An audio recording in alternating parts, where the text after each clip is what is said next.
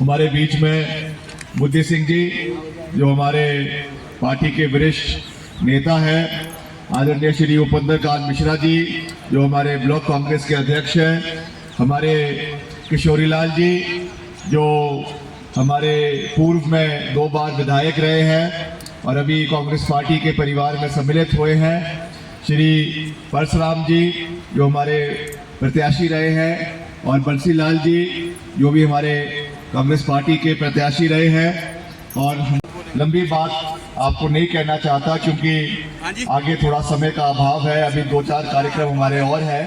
और सब इंतज़ार कर रहे हैं। और जो भी हमने बातें करनी थी मूलभूत तरीके से सभी साथियों ने उन बातों के ऊपर जो है वो प्रकाश डाला है, उन बातों को पहले ही कह चुके हैं। तो मैं तो आपको सिर्फ ये कह सकता हूँ कि मैं आपका आशीर्वाद लेने के लिए, आपका प्यार और समर्थन प्राप्त करने के लिए आप लोगों के बीच में यहाँ पे उपस्थित हुआ हूँ। और जैसा अभी बुद्धि सिंह जी कह रहे थे कि इस इलाके की से हम कोई नए नहीं हैं, बहुत समय से हम इस इलाके में आते रहते हैं। जो हमारा बागा सरान है, मुझे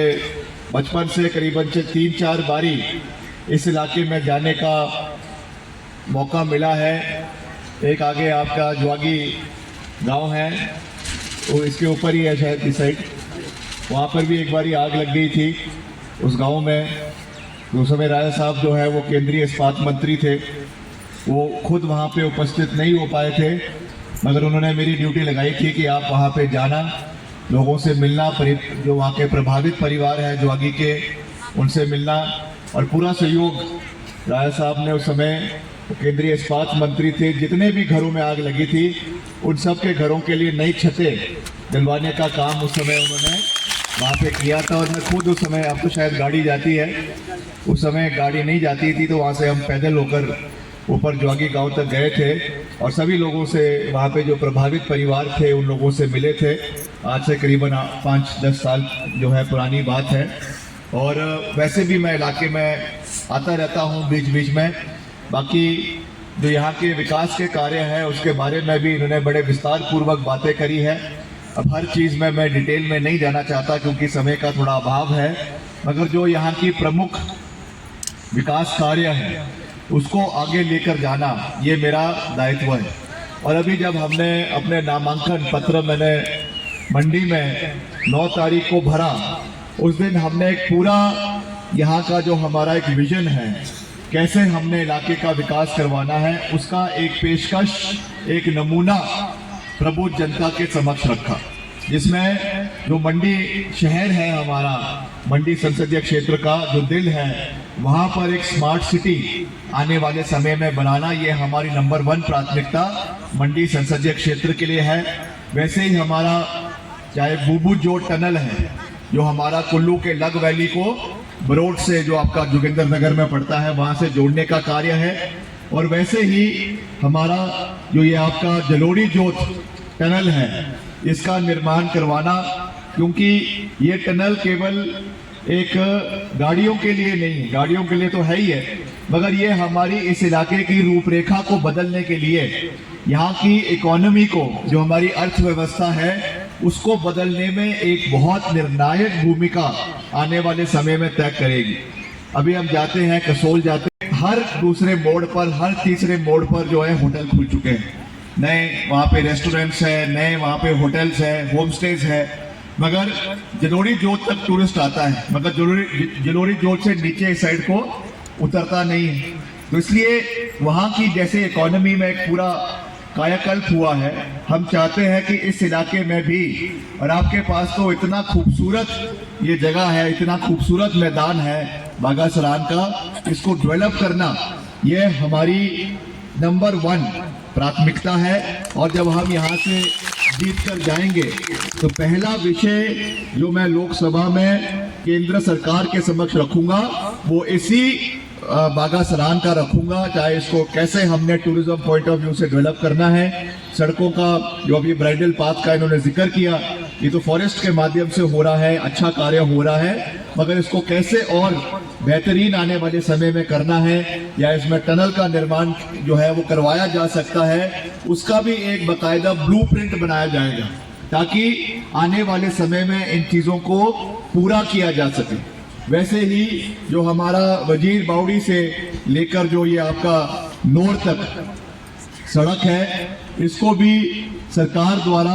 और इसमें जो हमारे पूर्व विधायक हैं इनका भी इसमें योगदान है। इसको वर्ल्ड बैंक में और हमारे विभाग द्वारा ही, लोक निर्माण विभाग द्वारा ही इसका कार्य जो है वो अभी पाइपलाइन में है, प्रोसेस में है और करीबन 30 किलोमीटर का ये एक पैच है जो हमारे वर्ल्ड बैंक के माध्यम से पीडब्ल्यूडी डिपार्टमेंट द्वारा इसको चौड़ा करने का और इसकी मेटलिंग टायरिंग का कार्य जो है वो आने वाले समय में करवाया जाएगा। ये भी एक बड़ी प्राथमिकता हमारी इस क्षेत्र के लिए है, क्योंकि जब हमारी सड़कें अच्छी होगी, जब हमारा यहाँ का यातायात अच्छा होगा, तभी बाहर के लोग यहाँ पर आएंगे। अगर यहाँ पे लोगों को धक्के लग रहे हैं, उबड़ खाबड़ हो रहे हैं, उनकी जो है क्या बोलते हैं, पीठ में दिक्कत हो रही है गाड़ियों में आकर, तो कोई टूरिस्ट यहाँ पे नहीं आएगा। इसलिए सड़कों का बेहतरीन होना बहुत आवश्यक है। तो ये हमारी नंबर 1 प्राथमिकता है कि यहाँ पे इस सड़क को हम आने वाले समय में जो आपका वजीर बावड़ी से नोर है, इसको पक्का करने का, इसके विस्तारीकरण का, इसको चौड़ा करने का कार्य आने वाले समय में करवाया जाएगा। बाकी और भी जो अभूतपूर्व विकास, जैसा अभी बुद्धि सिंह जी कह रहे थे कि स्वर्गीय राजा वीरभद्र सिंह जी ने बहुत विकास इस इलाके के अंदर किया है, चाहे वो कॉलेजेस के निर्माण की बात है, चाहे वो आपके पॉलिटेक्निक कॉलेज के निर्माण की बात है, IITIs के इलाके के अंदर निर्माण की बात है, बागवानों किसानों के लिए जो कार्य हो रहे हैं, हमारी वर्तमान सरकार आदरणीय मुख्यमंत्री ठाकुर सुखविंदर सिंह सुक्खू जी, उसमें जिस तरीके से खास करके महिलाओं के लिए जो ये कार्य दूध के जो न्यूनतम मूल्य का रखा गया है, पेंशन के बारे में अभी जिक्र किया गया कि 1500 रुपए प्रति महिला की पेंशन 6 जून को जो है आपके अप्रैल और मई के इस बजट को मिलाकर ये पैसा आपको 3000 रुपए प्रति महिला मिलना शुरू हो जाएगा। ये भी एक बहुत बड़ी उपलब्धि है क्षेत्र के लिए। तो ये सब कार्य हमने मिलकर करने हैं। आने वाले समय में जो यहाँ के महत्वपूर्ण मसले हमारे मंडी संसदीय क्षेत्र के हैं, हिमाचल के हैं, उनकी आवाज दिल्ली में भी गूंजनी चाहिए। उसमें अच्छा कार्य हमारी जो सांसद है, वर्तमान सांसद है श्रीमती प्रतिभा सिंह जी, उन्होंने किया। 1.5 साल का उनको समय मिला, क्योंकि बाई इलेक्शन में वो यहाँ से जीती थी। उसमें 1.5 साल के कार्यकाल में, 1.5-2 साल के कार्यकाल में करीबन 13.5 करोड़ रुपए जो है सांसद निधि के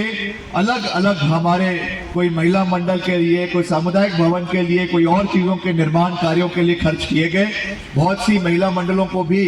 यहाँ पर उस सांसद निधि से सहयोग दिया गया। कुछ समय पहले यहाँ पे कार्यक्रम भी करवाया गया था और उसमें बहुत महिला मंडलों को सहयोग जो है वो सांसद निधि के माध्यम से दिलवाया गया था। आने वाले समय में भी मैं आपको ये विश्वास दिलाता हूँ कि जो भी यहाँ के हमारे छोटे महिला मंडल है, छोटे हमारे और यहाँ पे सामुदायिक भवन है, युवक मंडल है, उनको भी हमारा पूरा सहयोग मिलेगा। मगर उसके साथ साथ जो बड़े कार्य इलाके के लिए है, जिसको हम कह सकते हैं अंग्रेजी में कि जो गेम चेंजर्स होते हैं, जिससे पूरे इलाके की दृष्टि,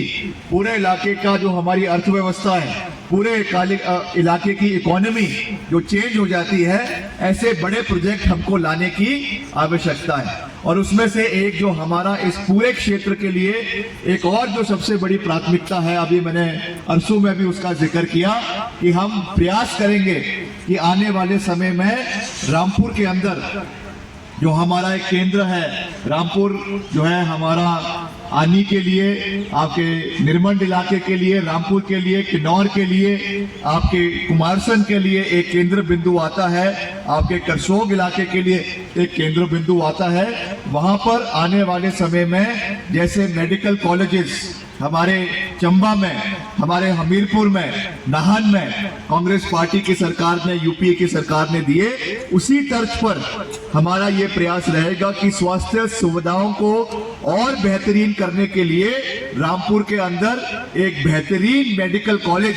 आने वाले समय के अंदर खोला जाए, ताकि हमारे लोगों को उसका भरपूर फायदा आने वाले समय में मिले। क्योंकि आज जैसा मैंने पहले भी कहा कि हम आज विकास की बात कर रहे हैं कि विकास होना चाहिए, सड़कें होनी चाहिए, टूरिज्म होना चाहिए, मगर जो सबसे महत्वपूर्ण बात है, सबसे जरूरी बात है, वो है आज लोगों का स्वस्थ रहना। अगर हमारा जीवन ही स्वस्थ नहीं है, हमारा शरीर हमारा साथ नहीं दे रहा, तो बाकी चीजों का करने का कोई फायदा नहीं है। और आज जिस तरीके से बीमारियां फैल रही है, आज जिस तरीके से कैंसर की बीमारियां फैल रही है, महिलाओं में भी मुझे चिंता है ये कहते हुए कि ब्रेस्ट कैंसर आज एक बहुत बड़ी चिंता महिलाओं के लिए बन चुका है। इसको निपटना, इससे हमारे लिए मेडिकल फर्टिलिटी के लिए एक बहुत बड़ा चैलेंज हो रहा है। कितने लोग जो है कम जीवन में ही, कम आयु में अपनी जान गंवा देते हैं। कितने हार्ट अटैक्स के केसेस पहले तो हम इतना नहीं सुनते थे, अब कोविड के बाद जवान लड़कों को, लड़कियों को जो है वो दिल के दौरे पड़ रहे हैं। उनकी 30 साल की उम्र में, 35 साल की उम्र में जान जा रही है। तो इसलिए जहाँ पे हर दृष्टि से और कार्य करना बहुत आवश्यक है, उसी दृष्टि से हमारी स्वास्थ्य सुविधाओं को बेहतरीन करना ये भी हमारे लिए बहुत जरूरी है। एक सोच होनी चाहिए कि हमने अपने इलाके के लिए क्या कार्य करने हैं जिससे हमारे इलाके के लोगों को फायदा मिले। अब जैसा अभी ठाकुर साहब कह रहे थे कि जो हमारी प्रतिद्वंदी है, जो मेरे खिलाफ लड़ रही है, मेरे तो क्या खिलाफ लड़ रही है, पार्टी ने उनको टिकट दिया है भाजपा का, उनसे पूछे, शायद यहाँ आई भी थी वो, इस इलाके में तो आई नहीं मगर निर्मंड में आई थी, बड़ी मीठी मीठी बातें कर कर चले गई, मगर जो असली बात करने की थी, जो मुद्दे की बात थी, यहाँ के लोगों की बात थी, चाहे वो स्वास्थ्य सुविधाओं की बात थी, चाहे वो सड़कों के निर्माण की बात थी, चाहे वो रोजगार की बात थी, एक बात उनके मुंह से, उनकी शब्दावली से एक शब्द जो है वो इन मुद्दों के ऊपर नहीं निकला। बड़ी बड़ी बातें करती हैं, कभी फिल्म इंडस्ट्री की बात करेगी, कभी इतिहास के बारे में बात करेगी, और ऐसा इतिहास के बारे में बात करेगी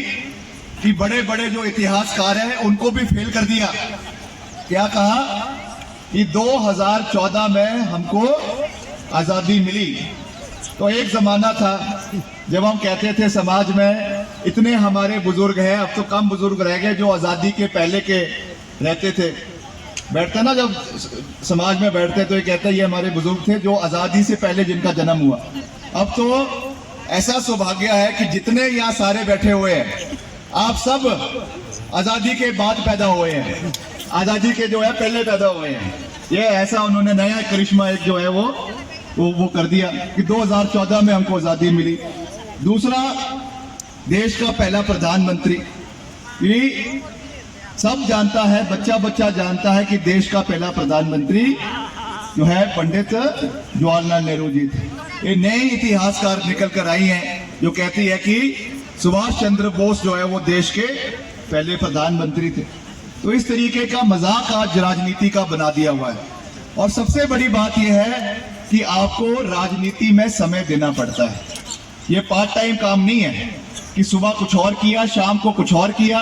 रात को कुछ और किया। अब जो हम ये काम कह रहे हैं आपसे,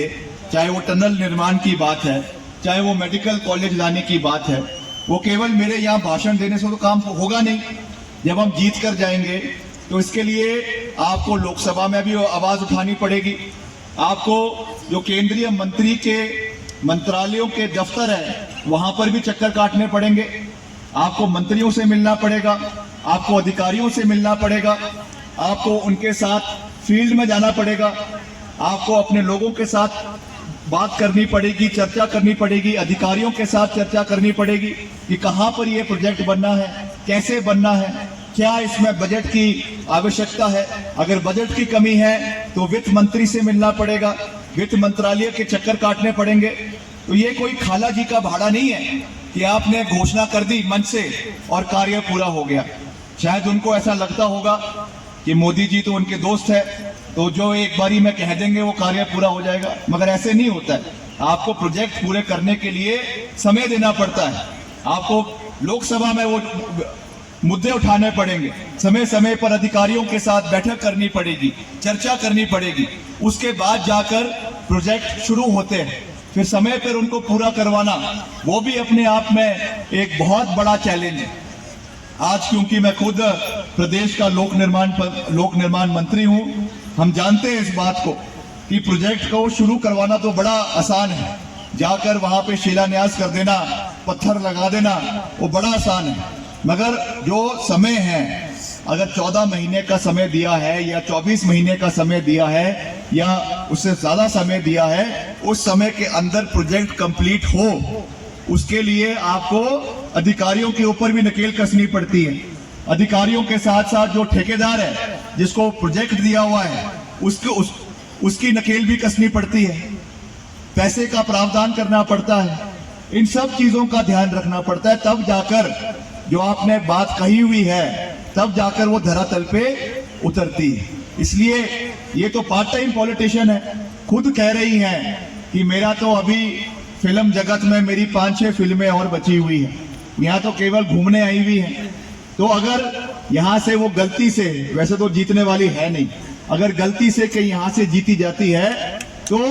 समय कैसे देंगी, कैसे यहाँ से जो है यहाँ के मुद्दों को लोकसभा के अंदर उठाएगी, कैसे उनको पूरा करेंगी। तो ये सब चीजों का चिंतन मंथन आपको करने की आवश्यकता है कि हम आपके साथ हमेशा खड़े थे, आपके साथ खड़े हैं और आने वाले समय में भी पूरी मजबूती के साथ आप लोगों के साथ खड़े रहेंगे।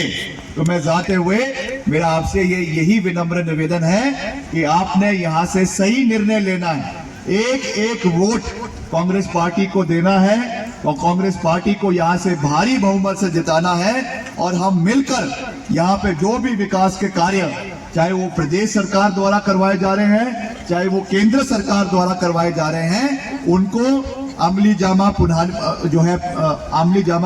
उनको हम पहनाएंगे और समय के ऊपर उनको पूरा करने का हर संभव प्रयास करेंगे। इसका मैं आपको पूरा विश्वास दिलाता हूँ।